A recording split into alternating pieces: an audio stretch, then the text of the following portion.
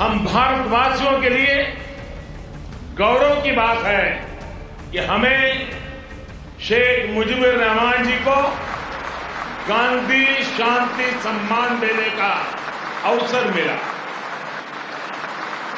मैं आज भारतीय सेना के उन वीर जवानों को भी नमन करता हूं जिन्होंने मुक्ति युद्ध में अपना लहू दिया, अपना बलिदान दिया। हमारी विरासत भी साझी है, हमारा विकास भी साझा है। जहां हमारे लिए एक जैसी संभावनाएं हैं तो आतंकवाद जैसे समान खतरे भी हैं। कोरोना के इस कालखंड में भी दोनों देशों के बीच बेहतरीन तालमेल रहा है। भारत को इस बात की बहुत खुशी है कि made in India vaccine Bangladesh के हमारे बहनों और भाइयों के काम आ रही है। भारत बांग्लादेश मैत्री चिरोजीवी हो। जय बांग्ला, जय हिंद।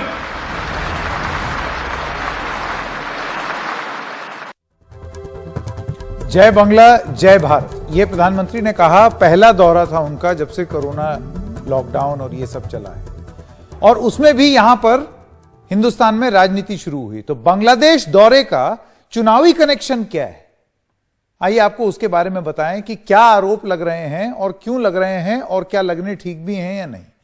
प्रधानमंत्री कल ओराकांडी के मतुआ मंदिर जाएंगे। उनका आज का जो कार्यक्रम है वो है, कल का कार्यक्रम ये है। वो इस मंदिर जाएंगे। कल ही बंगाल में पहले चरण के मतदान हैं, ठीक है। मतुआ समुदाय को क्या ये लुभाने की कोशिश है? ये हम नहीं कह रहे, ये कह रही है वो पार्टी जो कि भारतीय जनता पार्टी की मुख्य विरोधी है, तृणमूल कांग्रेस।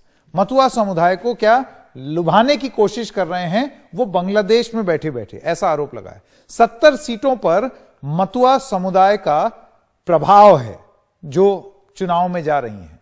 बंगाल में मतुआ समुदाय के करीब 27% वोट हैं।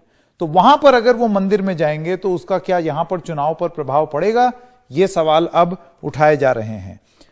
अल्पसंख्यकों के 30% वोट को बेअसर करने की क्या यह है नीति, इसके बारे में भी चर्चा हो रही है कि 30% अल्पसंख्यक वोट हैं, वो अगर बीजेपी को नहीं मिलते तो क्या मतुआ समुदाय पर पूरा ध्यान केंद्रित करके और उस वोट बैंक को केंद्रित करने की कोशिश की जा रही है, प्रयास किया जा रहा है।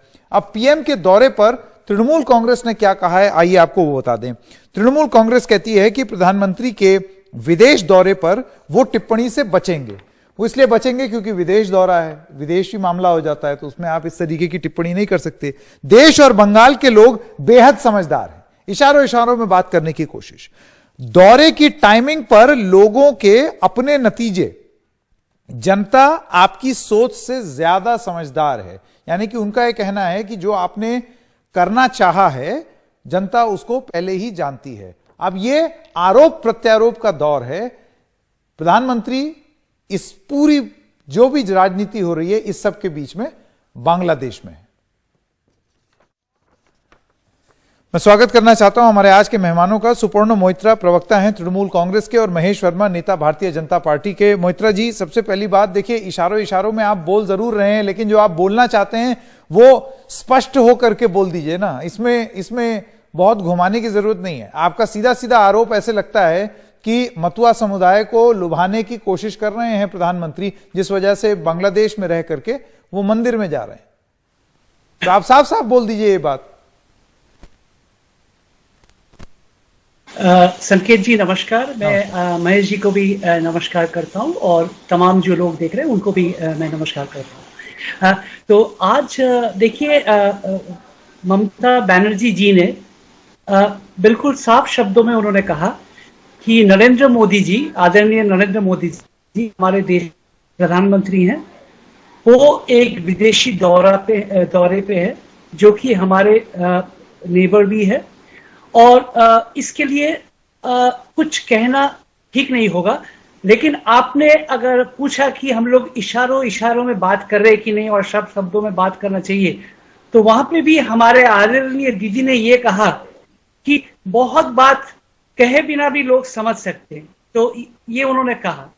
और कल माननीय अमित शाह जी यहाँ पे, पूरा तो दिल्ली आजकल बंगाल से ही चलता है, पूरा हिंदुस्तान चलता है, इनके पास किसान से मिलने का समय तो होता नहीं है, लेकिन पूरा अगर आप देखिए राष्ट्रीय स्तर से गृह मंत्री से लेके प्रधानमंत्री से लेके पूरे सारे मंत्रिमंडल जो भी है वो आज बंगाल में मौजूद है। मैं आपसे ये पूछना चाहता हूं मोहित्रा जी, जी समय का क्योंकि कम है इस वजह से मैं आपसे ये पूछना चाहता हूं, आप ये बताइए कि अगर वो वहां जा करके प्रधानमंत्री, अगर वो एक मतुआ समुदाय के मंदिर में वहां जा भी रहे हैं तो उससे दिक्कत क्या है?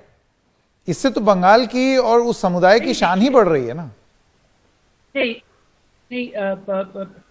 संकेत जी, अगर बात इतना सरल होता, फिर भी मैं कह रहा हूं, आप पूछ रहे हैं मैं जवाब दे रहा हूं। हाँ।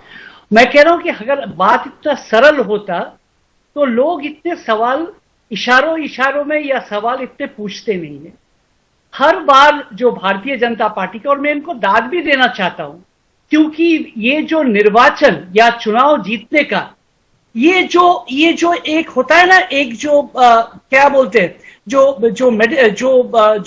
मेडिसिन या जो भी है, ये काफी अच्छी तरह से वो ये उनके पास ये टोटका उनके पास मौजूद है।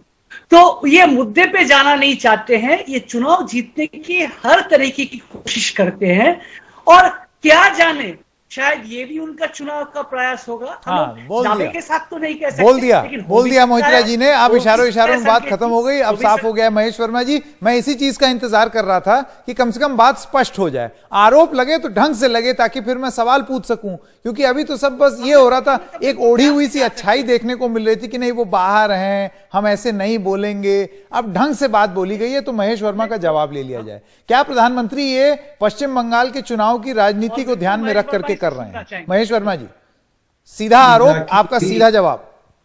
जी संकेत जी, मैं एक दोहा बोलूंगा जो रामचरितमानस में है कि जाकी रही भावना जैसी प्रभु मूरत देखी थी तैसी।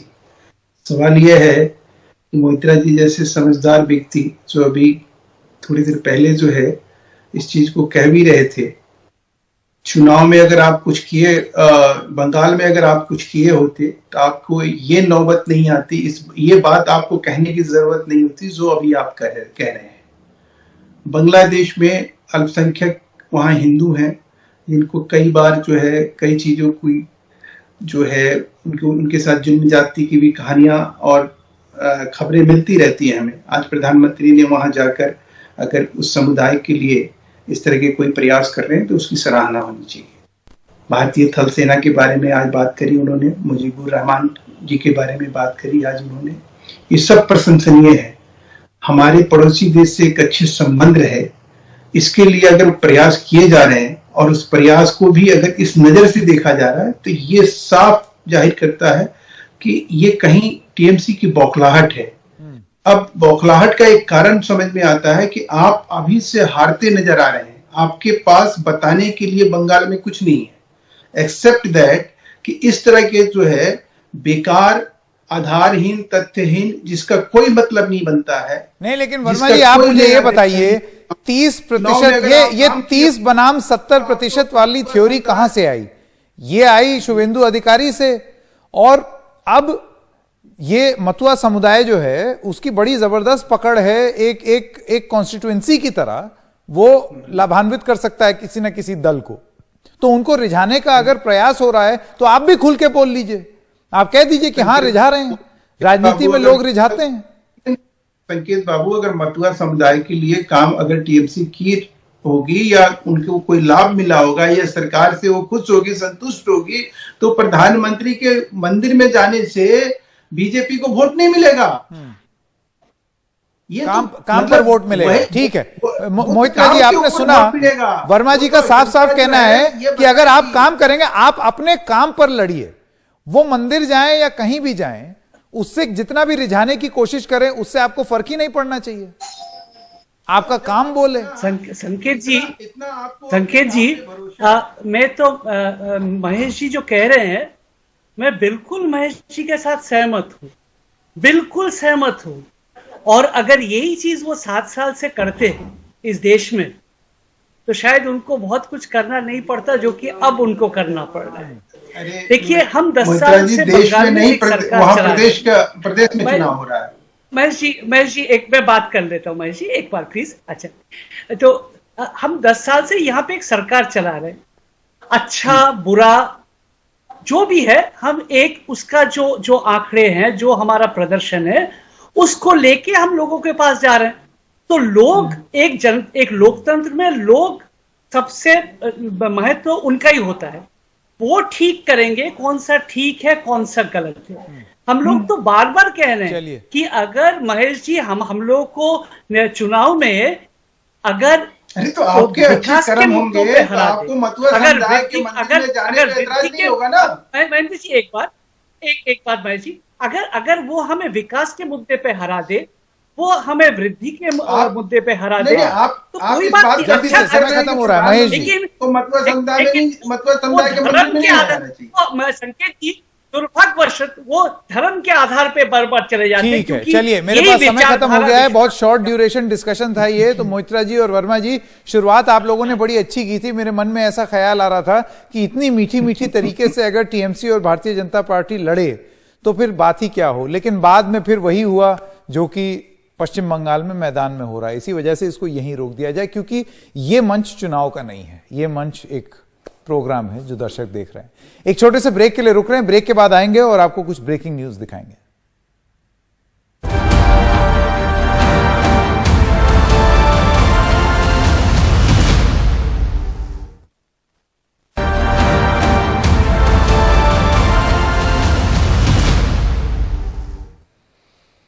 और इस वक्त एक बड़ी खबर आ रही है। महाराष्ट्र में 28 मार्च से नाइट कर्फ्यू लगाने का फैसला किया गया है। यह कर्फ्यू रात 8 बजे से सुबह 7 बजे तक होगा।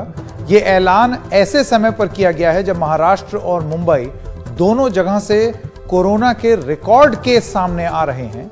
महाराष्ट्र में रात 8 बजे से मॉल बंद हो जाएंगे। ये सारी कार्रवाई हो रही है और आपको यह भी बता दें कि त्योहारों का मौसम भी है। इस सब के चलते यह फैसला लिया गया है कि 28 मार्च से नाइट कर्फ्यू होगा। एक और बात आपको बतानी जरूरी है कि आज ही गृह सचिव जो हैं, होम सेक्रेटरी केंद्र के, उन्होंने पत्र लिख करके सारे राज्यों को यह हिदायत दी है कि आप इस किस्म के कड़े कदम उठाएं।